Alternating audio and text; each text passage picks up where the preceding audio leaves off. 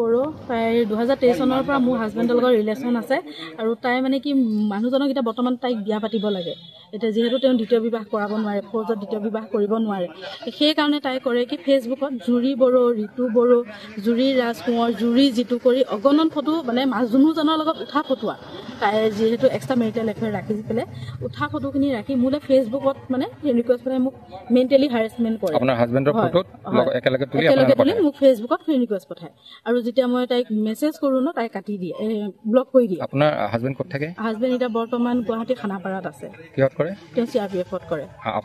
আপুনি ক'ত থাকে মই বৰ্তমান এতিয়া মাৰ ঘৰত আছিলো হাজবেণ্ডৰ ঘৰতে আছিলো এইবিলাক খাজিয়া পেচালৰ কাৰণে মাৰ ঘৰত আৰু যিগৰাকীৰ লগত এক্সট্ৰা মেৰিটেল এফেয়াৰ্ছ আছে তেখেত দেৰগাঁৱৰ হয় তেখেত দেৰগাঁও আপুনি তেখেতৰ এগেইনষ্ট এতিয়া এফআইআৰ দিব আহিছে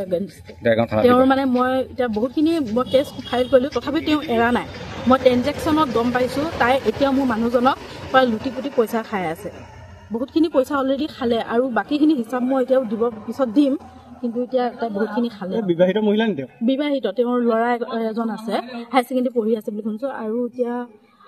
হাজবেণ্ড ক'ত আছে সেইটো মই নাজানো ভালকে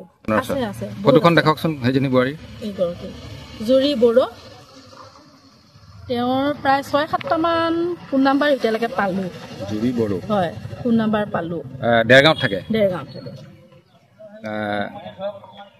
তাই কি কৰে দেৰগাঁৱত আপুনি জানেনে দেৰগাঁৱত তাই প্ৰফেচনেলি একো নকৰে তাই কেৱল বেলেগৰ মানুহবিলাকক ফচাই পেলাই তেওঁলোকৰ পৰা পইচা লয় তেনেকৈ ভাড়া ঘৰ তেনেকৈ চলি আছে আৰু এতিয়া যিমান গম পাওঁ তাই ভাড়া ঘৰৰ বিল তেওঁ ল'ৰাটোক যে পঢ়াইছে কেৱল মোৰ মানুহজনৰ টকাৰে সম্পূৰ্ণ হৈ আছে কিন্তু ধৰাত পৰিছে 2025 পৰা এই মানুহজনৰ মোবাইলৰ পৰা মই মানে গোটেইখিনি ফটো ভিডিঅ' এনেকৈ বহুতখিনি মানে আৰু ধৰি লওক মই পাইছোঁ যাবলগীয়া হৈছে যিটো মোৰ ঘৰৰ মানুহখিনি নোহোৱা হয় হয়তো মোৰ ছোৱালীজনীৰ কাৰণে বহুত বেয়া আছিল 3 বছৰীয়া ছোৱালী আছে 3.5 বছৰীয়া তাইকো মানে কি নিজৰ বাপেকৰ পৰা আঁতৰাই লৈ গৈছে তাইক স্কুল দিয়া নাই 3.5 বছৰ এটা কি মই এটাই বিচাৰোঁ মই ন্যায় বিচাৰোঁ যিহেতু মই মেণ্টেলি হাৰেছমেণ্ট পালোঁ মই মানুহজনৰ ওপৰতো তেওঁৰ ওপৰত যিখিনি কৰিব লাগে মই কৰিলোঁ কিন্তু এতিয়া তাই বিশেষকৈ শাস্তি পোৱাটো